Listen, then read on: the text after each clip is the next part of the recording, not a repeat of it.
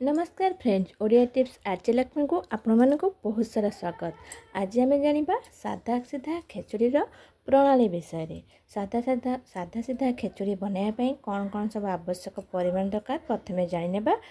2 cup अरुआ चाउल, 2टा छोट बैगण, 100 ग्राम कखारू, 1.5 inch अदा, 4टा कंचा लंका, 3टा सुखिला लंका, 4टा तेजपत्र, 5 ग्राम फुटण, 20 ग्राम तेल, अल्प टिके हेंगु, आवश्यक अनुसार लुण और हलदी। एबे हमें जानिबा तार प्रणाली विषय रे। इच्छा मुताबक अन्य परिबा पकाई परिबे। आपण जदि एसब व्यतीत अन्य किसी परिबा चाहूछन्ते ताले परिबा भी ऐड करि परिबे।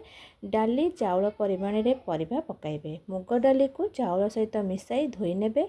गोटे डेक्ची रे पानी मुताबक दे लुण हलदी गुंड तेजपत्र पकाइबे।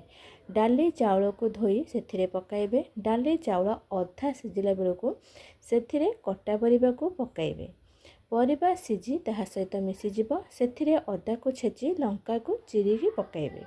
यह को खीरी परी पानिया थिबा अवस्था रे चूल्हा ओह्लाई नेबे। कड़ाई रे तेल गरम करे हेंगु फुटण सुखिला लंका को फुटाई खेचुड़ी रे मिसाई देबे। यह को भल भाबे मिसाई कोनोसी भजा सहित खाइले स्वादकर, शरीर प्रति हितकर।